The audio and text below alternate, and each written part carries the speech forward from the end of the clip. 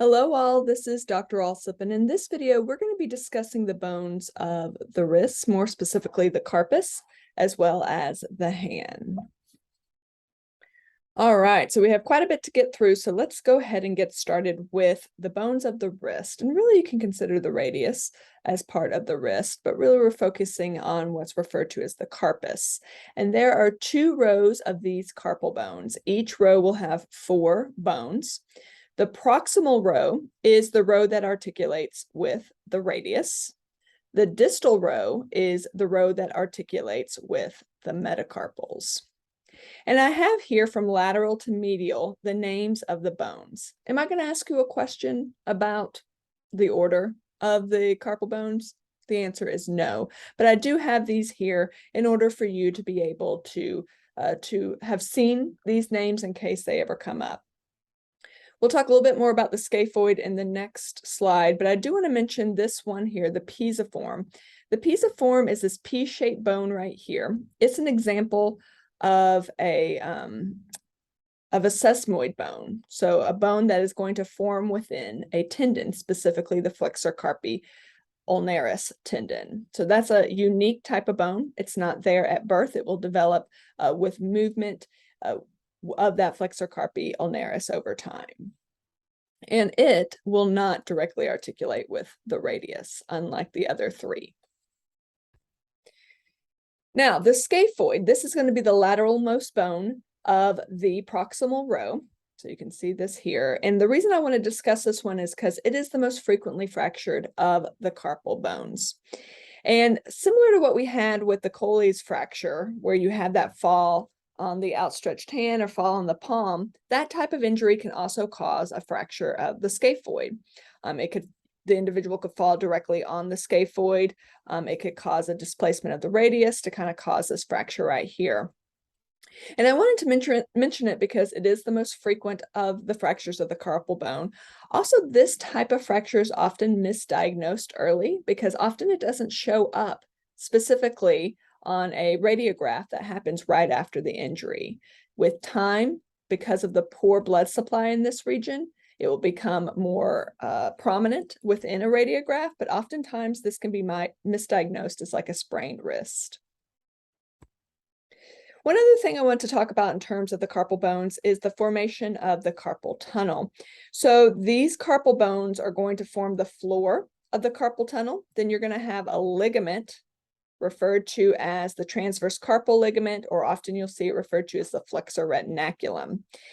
And basically this forms this tunnel. These structures form this tunnel. And what is going to travel through that tunnel? Well, it's going to be the long tendons associated with the muscles in the forearm. So they're going to traverse this region in order to go and help move the joints associated with the hand, as well as the tendon sheaths. So you remember those long kind of bursa-like structures that are going to surround these tendons. But also importantly, traveling through the carpal tunnel, you're going to have the median nerve, which is one of the terminal branches of the brachial plexus. And so when a lot of times you hear people say, I have carpal tunnel, well, we all have a carpal tunnel, but what they're typically saying is that I have carpal tunnel syndrome. And what this is just a reduction of the size of the carpal tunnel, and that can affect the structures within. Typically, what's happening is you're going to have an inflammation of those tendon sheaths that are surrounding those long tendons, and that can cause compression of that median nerve, because recall, you have all these structures traveling through here, and if you have a reduction in size, that can pinch on things. And what this can present as is kind of a tingling associated with the hand, because this is going to provide sensory innervation to certain portions of the hand, as well as diminished or complete absence of sensation. Also, the median nerve is going to provide motor innervation to the muscles right here in what's referred to as the thenar eminence that plays a role in terms of movement of the thumb. So with very severe carpal tunnel syndrome, this can lead to the loss of coordination of the thumb, as well as a loss of movement or strength of movement in the thumb. All right, moving on to the metacarpals. So we're moving from proximal to distal.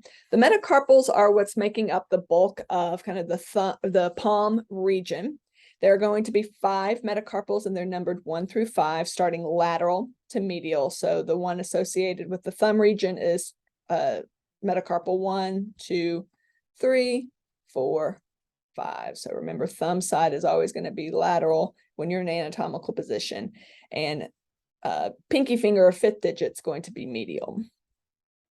The metacarpals are going to articulate with the carpal bones at the carpometacarpal joints. And then they're also going to articulate with the proximal phalanges at the metacarpophalangeal joints. And you'll often see these abbreviated as MP or MCP joints. So you can see if I'm flexing right here, these are going to form the kind of the knuckle region here. And then the phalanges, and this is really where the number of bones really increases. There are going to be quite a few phalanges, 14 in all. You'll have 5 proximal phalanges, 4 intermediate or middle, and the one you do not have you do not have an intermediate or medial phalange in the 1st digit or the thumb. And then you have 5 distal phalanges. You can see that these are quite uniquely shaped throughout.